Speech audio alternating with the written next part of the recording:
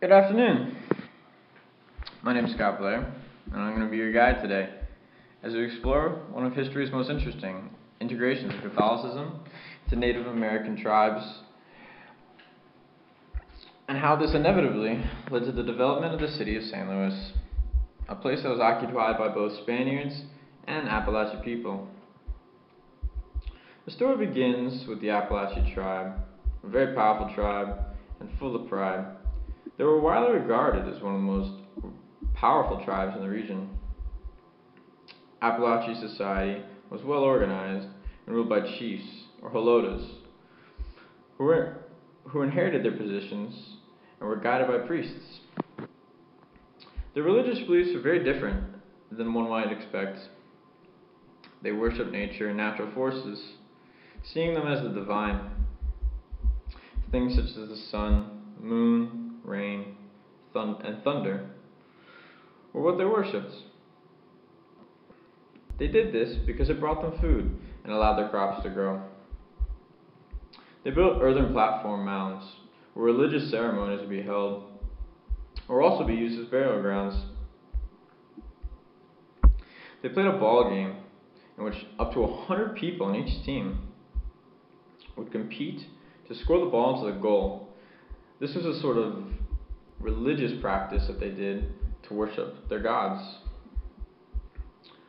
Unlike in today's society, where the woman often takes on the man's name, the man would be integrated into the woman's clan, and thus take on her name in a sense. As you can see, these beliefs and societal practices are very different than those of the foreigners that are soon to come. And one can only wonder what would happen when it finally happens. Well, we can see just this in 1539, when Hernando de Soto, lured by the rumors of treasure, headed the Soto expedition towards northwest Florida. With him, he brought noblemen, soldiers, and priests.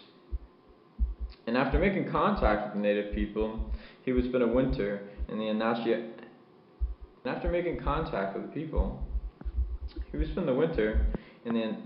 village and celebrate what would become to be known as the first Christmas in North America.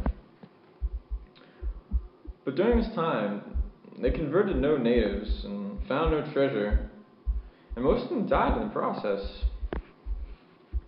Not soon after, more people ventured to the province. Unfortunately, they brought with them the disease that made many of the natives ill. This became a huge problem for many of the chiefs, and in 1607, they asked for friars to come and establish missions. But then, it was not until 1633 when the Apalachee people started sending supplies to St. Augustine. Two friars, Pedro Munoz and Francisco Martinez, would come and start the first permanent missions in the province. Many natives embraced Catholicism and took on the faith, but in reality, this really was not the case. The religion became a hybrid between Catholic faiths and old native beliefs. For the Spaniards, interest in the Apalachee province grew, and what they had to offer became very enticing, and in 1638, more Spaniard people started to migrate to the region. And then, in 1640, missions exploded drastically in the province. Then, in 1656, years later, after having moved to the original site, St. Louis started to establish itself. The city resembled much of the Apalachee village.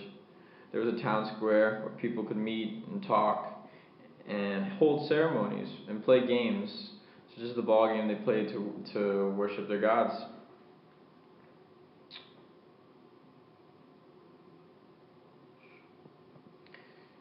There were protective walls around the city, and it was a very well fortified city with a brick blockhouse for defense, and small houses with residential areas where people could live. Most importantly, though, there was the council hall, a massive structure that could hold up to 3,000 people, and the Franciscan church, which stood across the street from it, Both buildings had their entrances facing each other, which is very important to note because they did this to state that they were mutually understanding of each other and both had respect for each other. By around 1635, almost 5,000 Apache natives had been converted to Catholicism. Many natives would travel from their villages and pray at the church on weekends, and soon the integration of beliefs caused many adaptations in societal practices. European influence would cause changes such as when a woman married a man, now the woman would take on the man's name. Very different than before. On a day-to-day basis, the Spaniards lived in small square houses and would stay inside, working from the confines of their home, while the natives typically lived in huts and were outside very often, hunting or tending to their agriculture. Relations between the natives and Spaniards went well for a while, but began to deteriorate around 1698. As Spanish rule and Catholic doctrines became more widespread throughout Florida, and the power of the native tribal governors began to fade. Instances such as in St. Louis, where Spaniards commandeered some of the houses in the area, became very common. In St. Louis, these Spaniards would then go on to use the wood that was originally intended for the church to build even more houses. Apalachees were faced with the issue of becoming slaves, but laws prohibited it. All the while, religious leaders did allow colonists to use Indians as a workforce for little to no wages, and many natives were treated poorly and even died of forced labor. Finally, in 1704, resistance from British troops and Apalachicola warriors caused occupants to St. Louis to evacuate and destroy the city to prevent it from being used by the enemies. I hope you enjoyed my presentation. I thank you very much for listening to me. Have a nice day.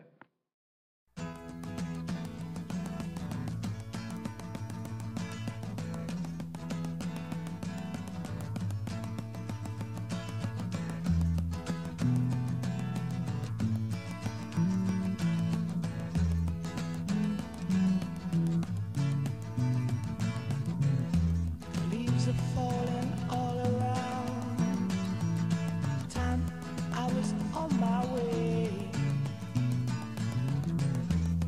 Thanks to you, I'm much obliged for such a pleasant stay. But now it's time for me to go.